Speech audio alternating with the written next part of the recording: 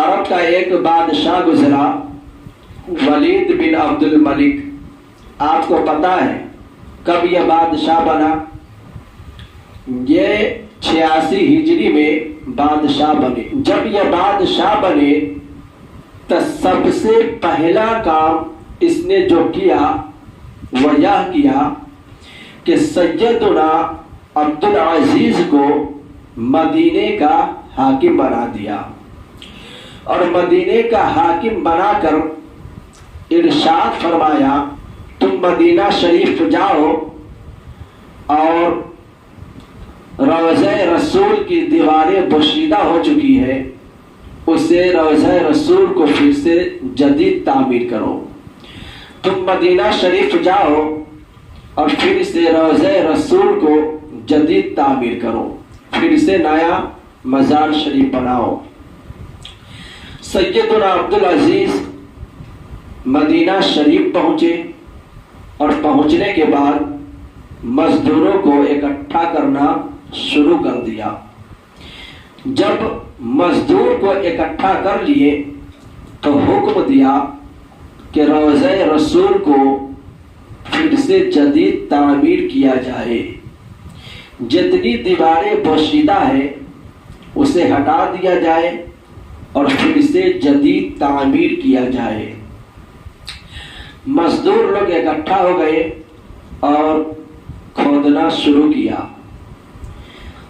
کسی کو پتہ نہیں تھا کہ سر کہاں سے کہاں تک ہے، پاؤں کہاں سے کہاں تک ہے، کیونکہ زمین بالکل برابر ہو چکی تھی، زمین بالکل برابر ہو چکی تھی۔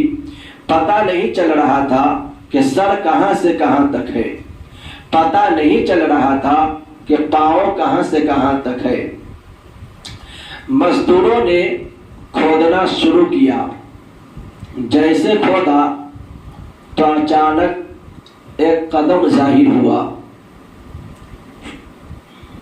جیسے کھودا تو اچانک ایک قدم ظاہر ہوا، ایک پاؤں مبارک ظاہر ہوا، اور اس طریقے سے چمک رہا تھا، ایسے چمک رہا تھا جیسے چاند چمک رہا ہو۔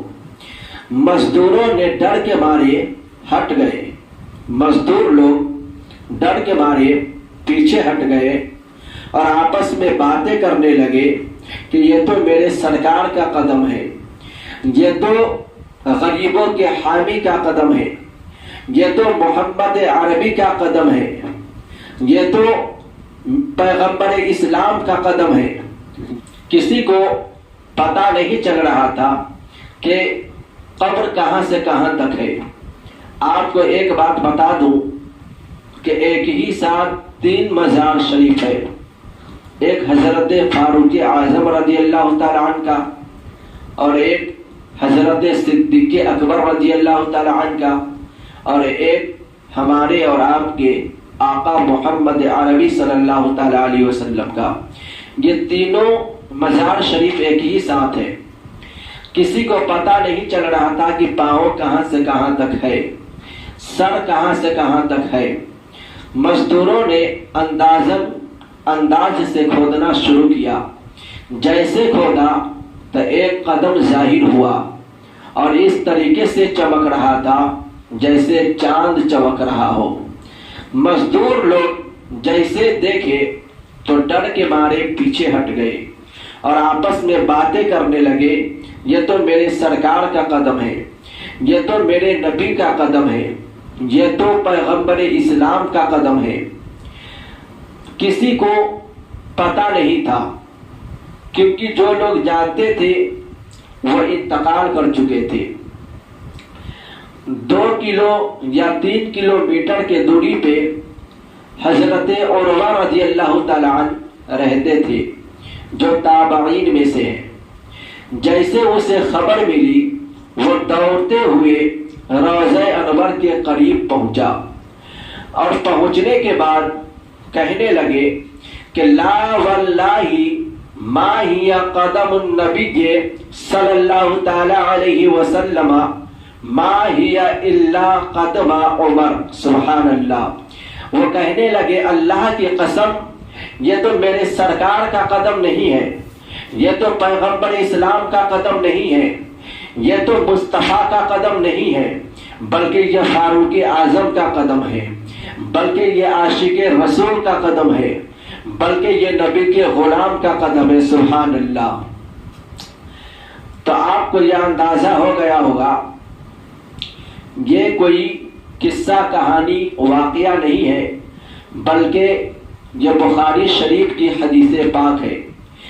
قرآن مجید کے بعد اگر کسی کتاب کا نمبر ہے تو بخاری شریف ہے. اس بخاری شریف میں حدیث پاک موجود ہے. بخاری شریف جلد اول کتاب الجنائز صفحہ نمبر 180 پر یہ حدیث پاک موجود ہے. تو یہ حدیث پاک سن کر آپ کو پتہ چل گیا ہوگا کہ جب نبی کے غلام کا یہ عالم ہے کہ اپنے قبر میں تر و تازہ ہے, زندہ ہے, تو جب نبی کے غلام قبر میں زندہ ہے تو ہمارے نبی تو بدرجے اولا زندہ ہے. سبحان اللہ. بریلی کے تاجدار امام احمد رضا خان فاضل بریلوی رضی اللہ تعالیٰ عنہ ارشاد فرماتے ہیں کہ تو زندہ ہے واللہ, تو زندہ ہے واللہ, میری چشم عالم سے چھپ جانے والے, میری چشم عالم سے چھپ جانے والے. سبحان اللہ. اگر آپ کو یہ تقریر اچھی لگی ہو تو آپ سن لیے تو اپنے بھائیوں کے پاس بھی شیئر کر دیجئے, اور اگر آپ میرے چینل پہ نئے ہیں, اگر ابھی تک کے سبسکرائب نہیں کیے تو سبسکرائب ضرور کر لیجئے اور اسے آگے بھی شیئر کر دیجئے. آئیے سب لوگ مل کر پڑھیے استغفر اللہ ربی من کل ذنب واتوب الیہ. پڑھیے حق لا الہ الا اللہ محمد رسول اللہ صلی اللہ تعالی علیہ وسلم.